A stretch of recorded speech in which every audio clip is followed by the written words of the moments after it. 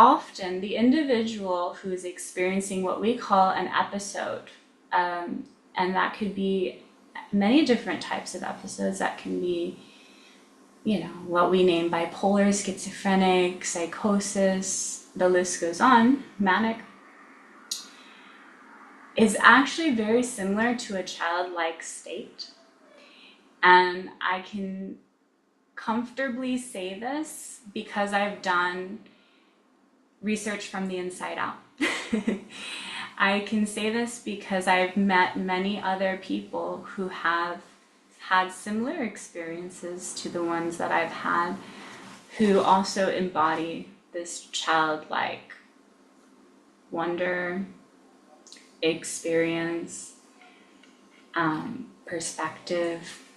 And I have worked with children my entire life, so I've always been in a shared field with children, which is rare in our world. Not many people have had that experience, so I can also speak to the frequency of children, and I can feel that frequency. Like I know the flavor of that frequency because I've always felt the most comfortable in that frequency, because it is one that is very real, is very expressive, is very open, is very curious, and is very free compared to us adults. And when I've gone into mental hospitals, I have recognized this frequency, this same frequency. And what I mean by that is there's both a sensitivity and a freedom to express.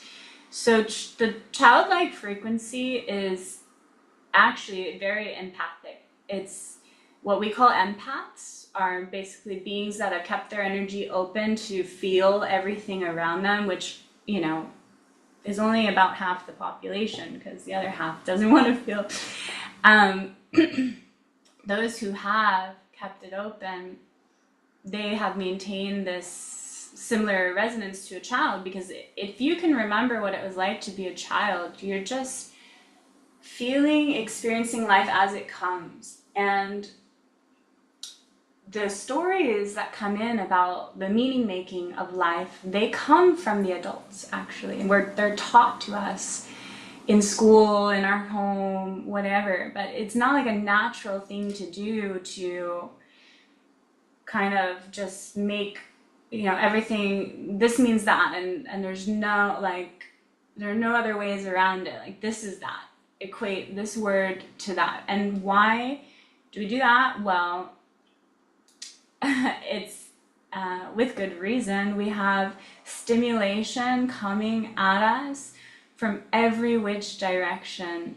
And if you're a sensitive being, I don't have to tell you this, but it's like the EMF frequencies alone, they're not making sound, you can't see them, but as a sensitive being, you can feel them. They are very stimulating. And if you haven't had the experience of stepping away from the EMFs, as in like going out into nature, then you won't even know that they are real, right? But then we give them a word, and now you're like, okay, I know what it is.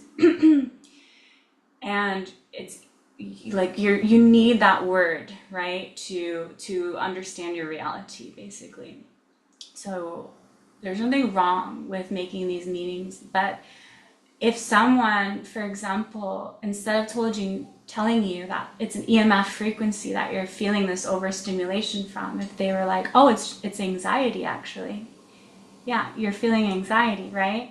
Now, can you imagine the meaning making for the rest of your life that you have made, versus one person walks through the world and says, oh, I feel a little overstimulated, it must be the EMFs, like I must need to just go out in nature and take some fresh air, some deep breaths, and connect back to the earth, versus this person who's like, oh, it's anxiety, something's wrong with me, and I need a drug, I need to be fixed, and the world is collapsing in on me, and I'm losing touch with reality. And like, can you imagine the difference the frequency that person is carrying with them for the rest of their life, having been told that what they're experiencing is this thing called anxiety, that is there's like something inherently wrong with just that word, and experiencing that word is like can't breathe versus, oh, I'm being overstimulated right now, and I can take my power back. I can do something about this.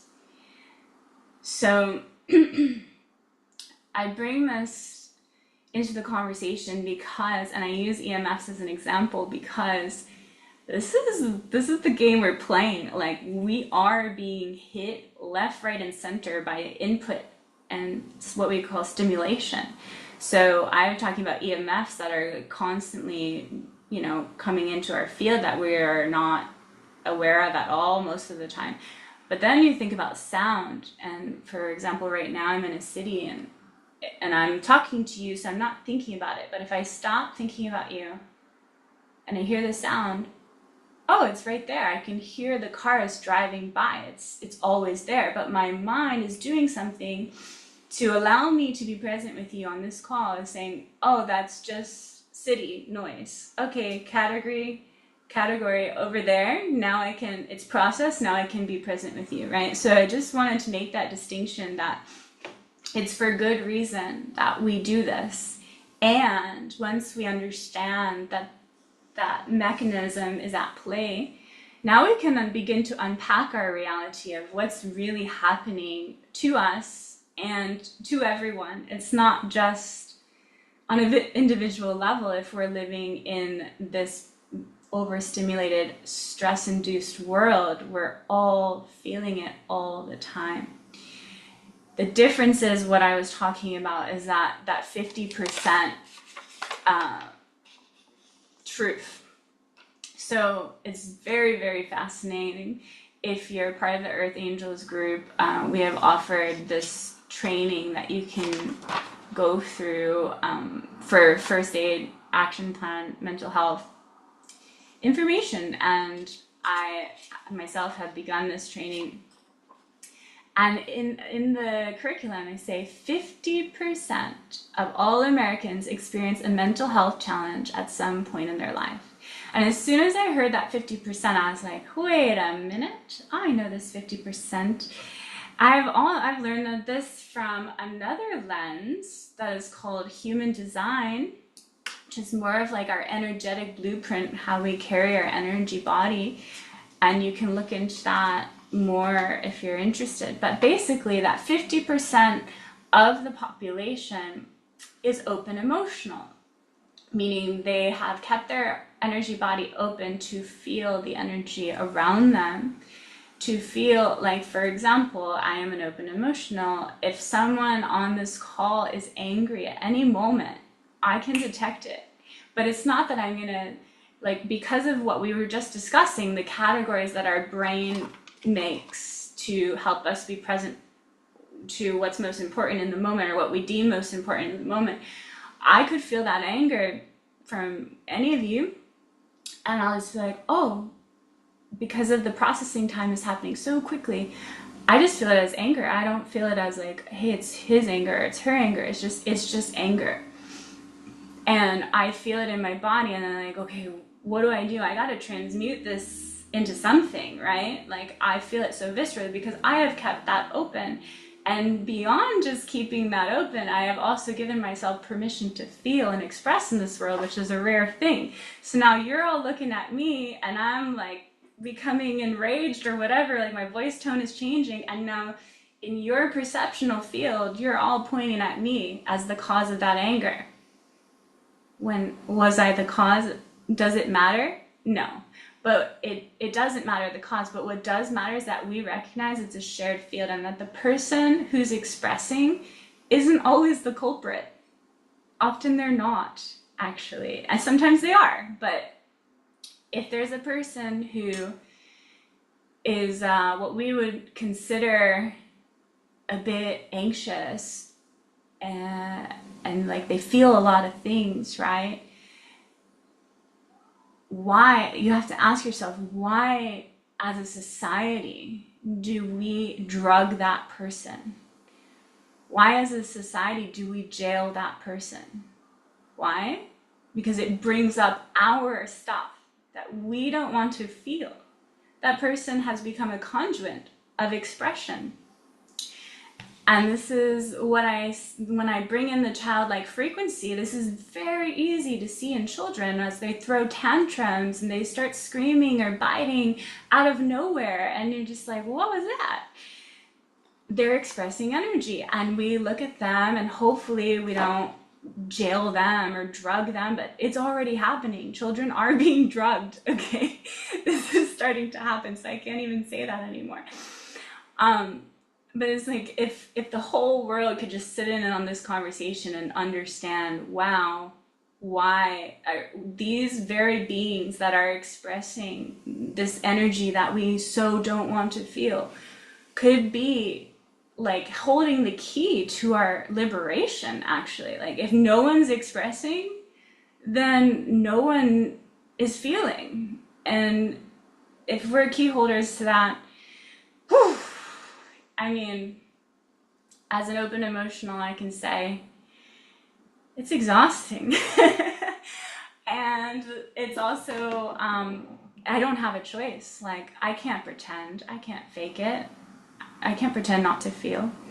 I refuse. I did that for some time, and it made me sick, actually. We get to a choice point where we're going to die if we continue to suppress, because our bodies are not built for that. Now, suppression can happen on either side. I just want to make that clear. So the 50%, it's not like a suppression versus not suppression. It's more of, are you just feeling your own stuff, or are you feeling everybody's stuff? Are you open field or closed field? That's really the 50%. So the closed emotional, all they have to do is work with their own field, and they liberate everyone else around them, which is like super blessing, right? But what I bring that into this conversation, why, is you can imagine that the closed emotional, the person who's only feeling their stuff and not feeling those around them, that they're like a highly functioning being in society, right? Because they're able to just kind of like keep it even keeled, work with what they've got, learn the mechanisms that work for them to cope with stress or sadness or anger, whatever that is not allowed to be expressed. They just got to work with their own energy, and it's not a big deal. So they're not the ones often that you will find in a mental hospital. I would be willing to bet, if we did like some kind of survey, that most would be open. Not all, but most. So what does this mean? Well, with this awareness, when someone is feeling something, we can recognize it's not just them. And then we can ask ourselves, oh, well, what do I feel like? Okay, you're anxious. Okay, let me feel my body. Am I anxious? Or, I mean, anxiety is just energy, right? So someone might label that one thing anxiety, and you feel it as something else. And if we just bring awareness to that energy, like, hey, you feel that? I feel that. Okay, what's happening here? We can move through it together, right? So like, your anxiety is giving me anxiety. Shun, outcast, get everyone out of my field so I don't have to feel anything, which is what a lot of us are doing. You can see more and more we're going what we think is inward because we're locked in our homes, but it's not at all inward, because we're going on this fucking device that gives us access to so much like infiltration of our field. So even more, we're not feeling anything that's real in our bodies now. We're just taking more input. So this is the conversation. It's like input. And if we're the majority of the time taking input, what's going to happen? Explosion. We need to output that energy. We're taking it on. Yeah. Even repressed emotions can manifest into physical disease. Exactly. I mean, look, the conversation, I'm in the USA right now, every table that I overhear, what they're talking about is illness. It's the manifestation of illness. Everyone is sick here. Everyone. And why? Well, culturally speaking, the US is very suppressed in our emotions. We are told to put a smile on our face and be soft-spoken and kind and loving, and like that's with good intention that we're taught those things, but that's not very loving to ourselves to only be allowed to express in this one way all the time. So when it comes to this topic of anxiety, what we call anxiety, I wanted to bring a reframe, and this came from this book, like I mentioned, which is, she called it, and I think it's just the perfect terminology, is the spidey sense. Okay, so it's that feeling before the meaning making. It's like, oh, something's coming, like energetically, something's in my field. And even if it's someone far away, it's not like they're physically in your field, you're just energetically in your field. Like you can feel, I mean, if you're a sensitive being, or if you're someone who meditates, you can feel when people are in your field. And I say people are in your field, but it's a shared field, right? So if there's a stuck energy between you, there's a projection between you, it's like a cord to that person, and you can easily detect it as soon as you meditate. And how? Because your mind's going to make a story about that person, and they're just going to be in your awareness. They're going to be the first person in your awareness. So if you give it time and space, if you allow yourself to feel what is that field, you can have conversations in that field. You don't even have to have them in the physical. It's actually more powerful to have them that way sometimes. But anyway, so when we are reframing this word anxiety to spidey sense, we're just like, oh, something's in my field, right? Not making meaning just yet, just noticing. I feel something in my field. And then what we did in the meditation, feeling in the physical body, how that manifests, like what are we doing? Because if we're all the time, when we feel stress, we're like this, now all of a sudden all of these tendons and stuff, and it's like one day your shoulder dislocates because it's like this, right? And we need to breathe into it more and give it love and space and attention. Like when we feel, okay, here's the input, the spidey sense is off, here's the shoulders, okay, breathing into the shoulders. And then from that space, what is the story that I'm making about this? 9 times out of 10, it's going to be this, something's wrong. We've been taught to believe there's a lot of wrongness happening. And this is where the spiritual part is going to come into play here. Reframing the whole story to not be wrong, but that everything happens for us, that we chose to be here with intention. We chose to incarnate here on earth to learn specific lessons and evolve as a soul and become more of who we are. And we're going to go into that reframe in a moment. But first, I really wanted to just give us time to presence what are the stories most at play. Because even though it might be your shoulders, or it might be your heartbeat, or it might be this person, or it might be that person, there are some underlying stories that are happening that are very consistent. And so I'm going to give us a moment to share now what those might be, and like a reminder that we don't need to use names. If we're sharing about another person, we can just say our friend, our family member, our loved one, or a neighbor, whatever, it doesn't matter. You can give a fake name. And just share like when, so it can be really helpful to go into the moment of like, when this happened, I made this to mean this, right? And so I just wanted to give us an opportunity.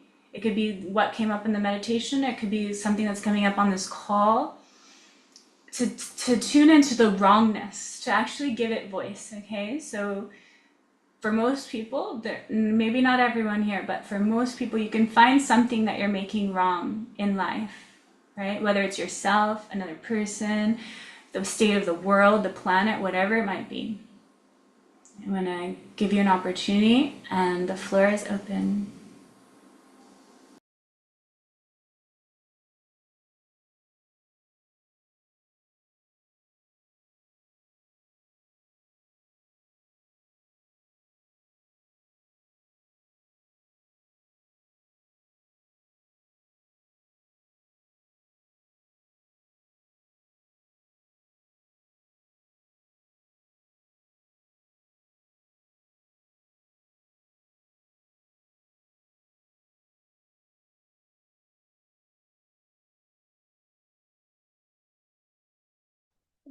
Hey, Simone, can you repeat the question? I'm sorry. Yeah, of course. So the question is, we're gonna find something that we're making wrong and we're gonna give it voice. Because sometimes we can even make wrong that we're making something wrong. We're not supposed to make anything wrong. And then, we're in this loop actually. So like giving ourselves permission to voice the thing that is wrong in our world. Okay, and that could be about ourselves, it could be about someone else, it could be about the state of the world in general, it could be anything. There's so many things that we're making wrong about our experience here as humans on this earth right now. And I know it's very vulnerable to share, but I promise you, as soon as just one of us gives it voice, it's going to liberate the rest of us and allow us to also see what is it that we're inherently making wrong in our lives. Well, I can go ahead and start. So, in my opinion, I think one of the things that we have in our society that is wrong is that we don't have enough time to create. We don't have enough time to, as we grow up to be adults, we don't have enough time to play like children. We don't have enough time to explore. We only have time to have results. We don't have time to make mistakes. We only have time to get things right. So yeah, I invite myself and all of us to set time to play, set time to make mistakes, because like that, I feel like something inside of us will be fulfilled. Our childlike, our inner child will be so happy that we made a mistake today. That we didn't get it right away. That we worked towards it. We did it three, four, five, 10 times before we got it right, because otherwise that's all wasted time. It's looked down upon to play, to use crayons, to use uh watercolor. We already passed that. We're in oils. As the masters become the painter. I'm a painter, by the way. I'm an artist. So the masters always painted in oil, not with childlike materials like Crayola, you know. So I'm inviting us to explore those mediums, explore whatever it is that you do, the childlike version of you. So I'm inviting you to do that. Thank you, Shankar. Yeah, I think many of us can relate to that sentiment.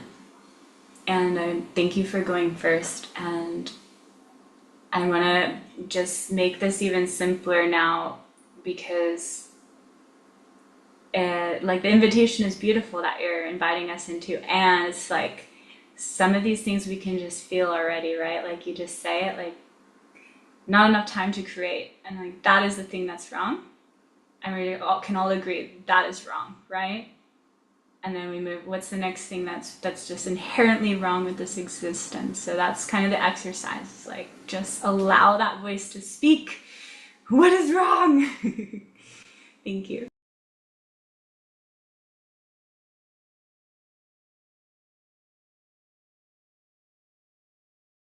Okay, this is big. I've been told I'm an enabler with someone very close to me. Yes. And Kat, But if I just to but if I specify, didn't do that, where would they be? That's what's hard. Because if I don't help them, then I don't know what it would be.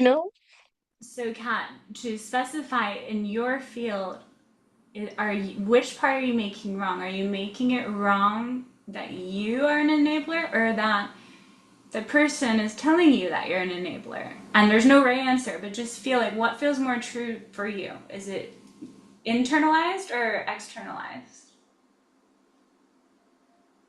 I don't know, probably both, but I don't know. I'm trying to figure it out. Okay. Because what I hear is that someone is saying you are wrong, that you shouldn't be Yeah. that. Okay, that's what I hear. So, enabler, but at the core of that is like you are wrong. Yeah. Yeah, I guess. Okay. I don't know. Okay, Yeah. thank you. Thank you for sharing that.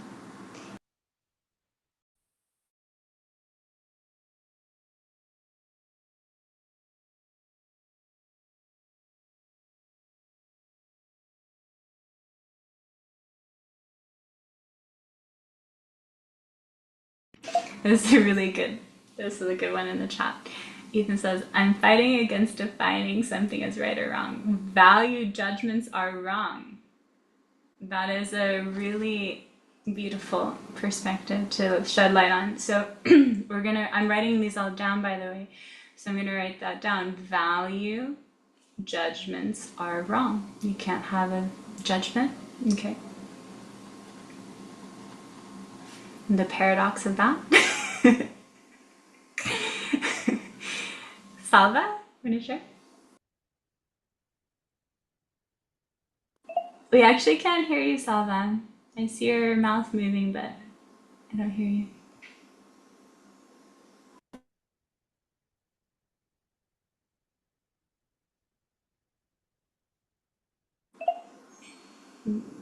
Maybe you can type it in the chat.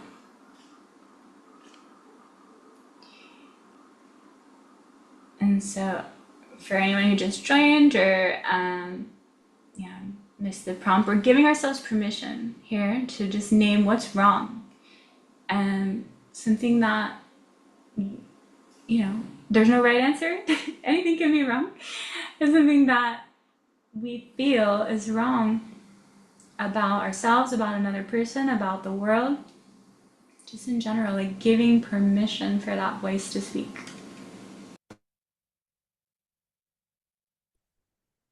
I don't really know how to put this in words, but along the lines of like,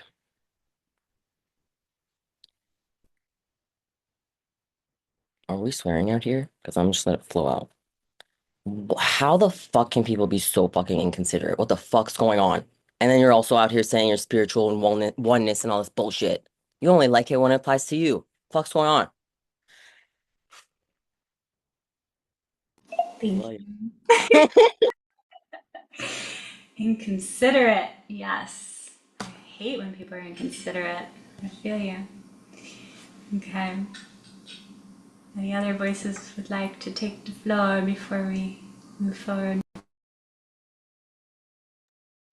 I don't know if this is on topic or not, but somebody I know has a sticker on their bag, like it's about this big, and it says, "Fun fact, I don't care." How do you take that? It's like, should I feel the same way? Like, I don't care. I'm like, that's what you were kind of saying, August. Like, I some of it, right? It's like, I don't know. I'm having a hard time right now what my brain's saying, but it's like, how do you take something like that? And Thank I would like August to say what he said again because it was a lot. You know what I'm trying to understand what you said. I don't even know what I said. I don't know what just happened. I don't know what's going on anymore.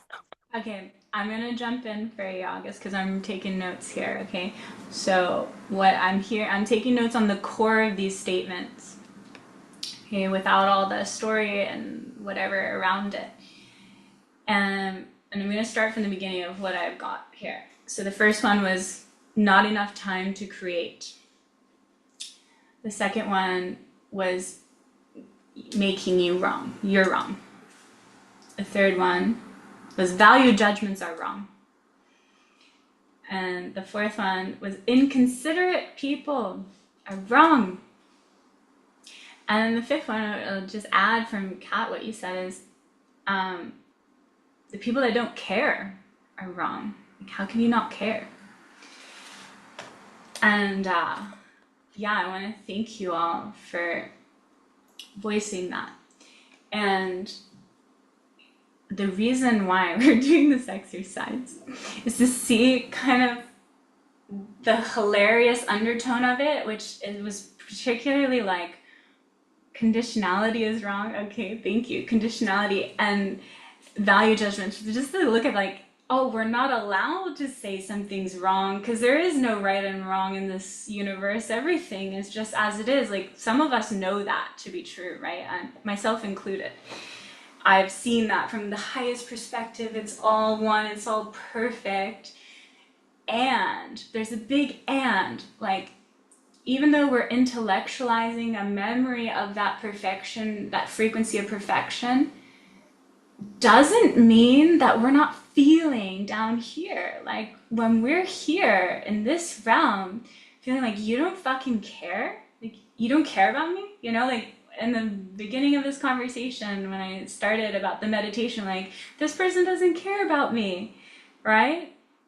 That is an energy, emotion, that feeling that if we're not letting ourselves feel that energy in motion, we're suppressing it. You're like, oh, well, it's all perfect, so I'm just not going to feel. No, it's still energy. It's still a feeling. So you can feel the perfection of it. You can even like laugh at it whilst being like, ah, you know, just feeling your boundaries, feeling like a child does. Or if you go to these some of the indigenous communities, they let themselves growl. Like growling is a very important expression, or like ha, you know.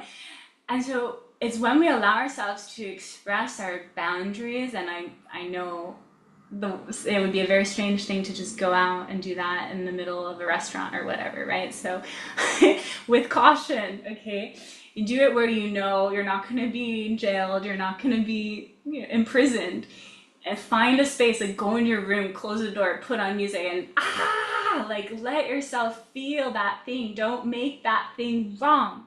Okay, that's the main point. And it actually, like Kat mentioned, like you are wrong that you didn't, you know, what you heard was the story that you're being an enabler, and being an enabler is wrong. But really, inherently, that person is saying like you are wrong because you're being that way, right? And that's been done to all of us, by the way, at one point or many points in our lives, that people it doesn't matter which side it's on, either they believe it's you that's wrong or you believe that it's you that's wrong, when it's really just an energy that of wrongness, right? So someone deemed this energy wrong, like for example the energy of the person with the sticker, I don't care. Well, there might be some people that look at that sticker and be like, good for you, you're a liberated being, you don't care about anything. And then other people might look at that sticker and be like, fuck you, you need to care. Like, we need you here on the battlefield with us, right? And so, but at the end of the day, those two people looking at that sticker, who does that energy live in and breathe in, right? It's the person holding the energy, the belief is tied to an energy form. And so I can side with it. Like, I get angry if people don't care. So what am I to do with that? Well, I'm to feel my anger, you know, and they like let it be real, and then it doesn't need to be like you need to care. It's more about I feel angry right now, and it's not even I'm saying it to you with words because we're on a call, but that's not what I mean. I don't mean like you need to say that you're angry. What I mean is feeling.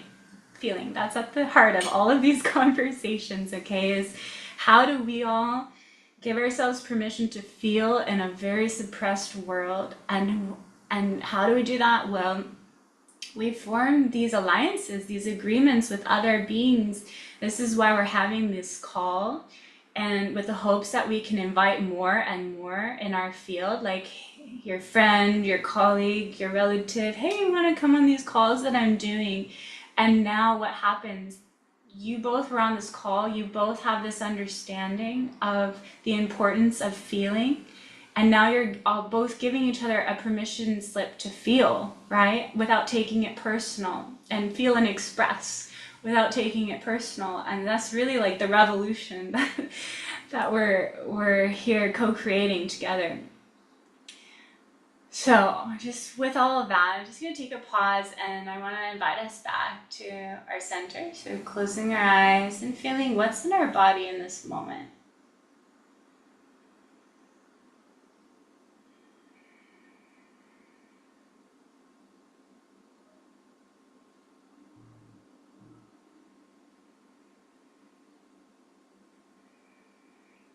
And in the chat, when you're ready, if you could give this energy a word, what's in your body? What are you feeling in this very moment?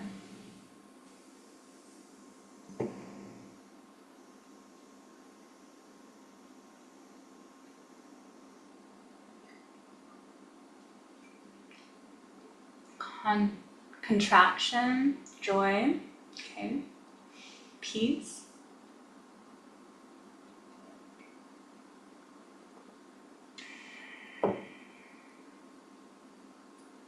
feel better knowing you're not wrong, yeah,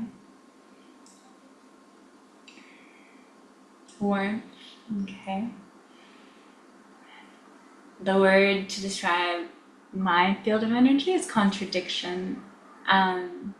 This is kind of like the playing field for me, having been diagnosed with all sorts of things and been drugged and hospitalized, blah, blah, blah, blah, blah, it's given me access to the contradiction that is the human experience. And how there's is anyone familiar with the term NDE? Raise your hand if not, I'll share what that is. Okay. It's called NDE. It's a near-death experience. Did you say not familiar or familiar? If you're familiar, raise your hand. Yeah. Okay. Some of you yes, some of you no. So I'm gonna share. Okay. Near-death experiencers are called NDEs. And for me, this is my source of information. Like, I don't go to the Bible for information. I go to people who have had near-death experiences, because there's so much truth pouring out of them as they speak. And for me, I'm an energy sensitive being. Like, I don't need someone to like read me the law. I need to feel that this person really experienced what they felt for myself to know whether I'll deem it true in my, because truth is like very non-linear. Truth goes in every which direction. Truth is just simply perspective. But it's when someone's sharing an experience vividly that they experience firsthand, I can feel the resonance in my body, regardless of how crazy that truth might be. And near-death experiencers, when they share their lived experience of the afterlife, when their heart stopped beating and their consciousness lived on, and had a plethora of experiences, and they've looked many different ways with many different beings and many different realities, but there's some core teachings there, that like commonalities that are shared by our near-death experiencers. And one of which that I very, very much feel viscerally in my body is that if you can imagine the realms of non-duality like a white sheet of paper, and you can, do all sorts of things. Often it's just this like infinity sign with that white sheet of paper. You can become anything, you can express anything. You're a free, liberated being filled with love, because that's truly what we are, right? On this white sheet of paper, which you could name heaven, you can name it whatever you want. What would that white sheet of paper, that infinite options, bye Ben, infinite options available to that being on that white sheet of paper, what is it, the one thing that they can experience? The finite, right? The black ink of duality is the one thing. The separation from God, right? That's the one thing actually that in that heavenly realm they can't. It's not even fathomable. So what did we create? These false matrix systems that seemingly were separate from God. You can call it all sorts of things. You can call it planet Earth as one of them, that we come down to experience this separation from God, to experience duality, to experience the black ink on the white paper. And how do we do that? Well, we are in a field of, there's different dimensions and different densities, and we all have access to this field all the time. And so we're all dipping into what, like in another universe, in another planet, they might say good and evil, are here. Here's a frequency of good, which is love, right? And here's a frequency of evil, separation from God, love, source. In Earth, it's like this. And we are all falling in and out of love all the time, every moment of every day. And once we really see that that's the game we're playing, we can see both the divine perfection in it and stop making it wrong and stop making ourselves wrong for that, the fact that that's happening, right? But we can also say like, oh, what am I learning? I really did come here to learn something that I can't learn when I'm in heaven, that I can't learn when I'm in oneness, when I can't learn when I'm just in a love frequency all the time. What is it that I'm learning here? Yeah. And so it's like we're all on a separate curriculum. We all have a very unique blueprint of experiences that we have learned. And this is why I say this is a community call. I'm just sharing mine, right? I know you each have your own and your own course that you're on. And mine just so happens to be embodying the contradictions of life. Like I have become the full embodiment of that recently. Thank you, Amir. I love you. And so yeah, getting towards the end of this call, and I just wanted to share the dream that came through last night because it wants to be shared. It wants to be shared. So I was walking through kind of like a dark corridor, and there were these beings that I would deem evil, whatever. They appeared to be like kind of like the men in black with those big black glasses. It was really bad. It was that archetype of just kind of CIA, men in black, whatever you want to call it, but they're in disguise, undercover, watching me and trying to control me, whatever. And I just felt it as like demonic energy, right? And I could feel the overwhelming darkness of their energy. And at first I was a victim of it, and I was like running from it, and then I was like, I remembered I could become it and I could fight back. And I literally morphed, like my whole body morphed into like this big dark cloud of energy, and I just fully embodied all the demonic, whatever we call demonic forces in that moment. I was like a tornado of energy, like just becoming more and more powerful. And then in that moment, I had this like human mind click in that was like, they're gonna call me crazy. And I just shrunk back into my like little human form. and, I woke up from that dream, and I was like, that was so intense and so powerful and so contradictory, and so like, what do I make of that? Like, I became the demon, and then I became the person that was wrong in the human form, and that was going to be called crazy, and I became all of it.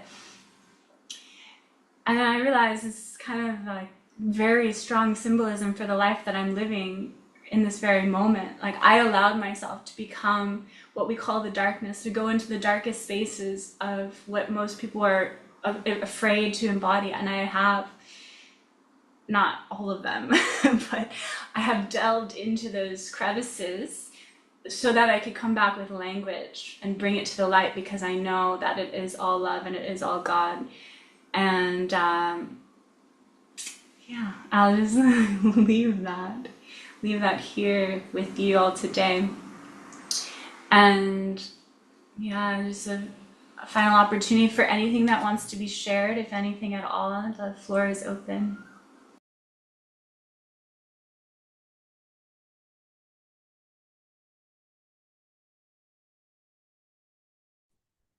Hey there. I really appreciate like the black ink on the white paper analogy, and it's kind of like we're a stain on consciousness or something. Like I think that the divine explores with embodying our complex human existence to become more in touch with itself. That like longing to reconnect with our true love, our true sense of divine presence and like our essence is what allows that connection to happen. And sometimes when we find ourselves in confusing or conflictive situations, it's like by defining ourselves against what we don't want to be, we realize like our truest being. And so I think that's what the human condition calls in is like a it's like the necessity to connect back with source.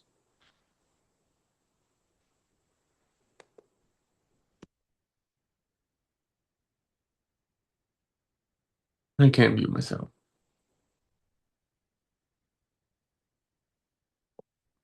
Anyone feel free to share, yeah.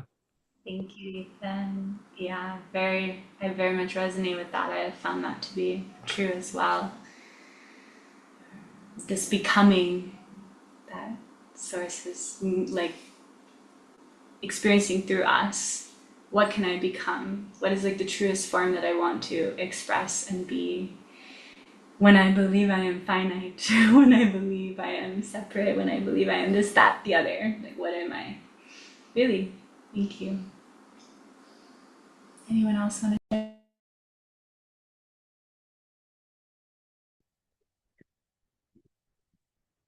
Just feeling like finna let life itself out, you know? We finna out here surrender, and who knows why anything is the way it is. Maybe we wouldn't have this meeting right now if even 1 milliliter of a second of it was different. So let the inconsiderate folks be inconsiderate. How else would I have found you? Ah, anyways, let it unfold. Let life. Just let it. Working on that. Whoa, not working on that. It just is. It just is now because I said so. That's just what it is.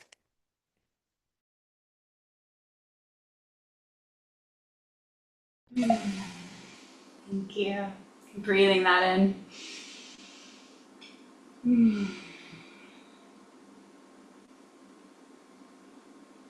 One more opportunity, anything at all that you just want to voice, hear yourself say it. Floor is open. Um, hello. Just girls, please lower your voice. Um, your dream that you were everything. That is very, very true to situations that I've been in before. It's like, and I see the consciousness in like, on whatever I was or whatever trip I was, the consciousness kept switching from person to person, like somebody else inhabited that person.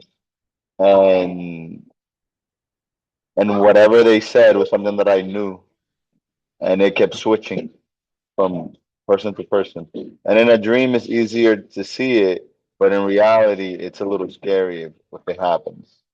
You know, in a dream, your your your higher self wants you to be facing your fears, so he presents to you the moments that you need to become stronger. You know, but in reality, because it's not you, you can't see it as you manifesting that thing you have to face. You know, so I appreciate your dream that you were the big one and then you turned into your little self again. So I appreciate that. Thank you.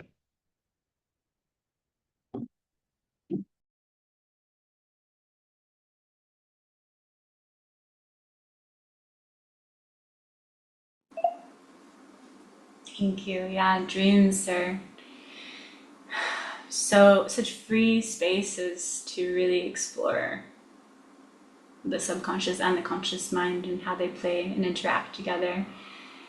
And the irony of talking about dream spaces is that the moments in which I have experienced what people call psychosis is very much like a dream state.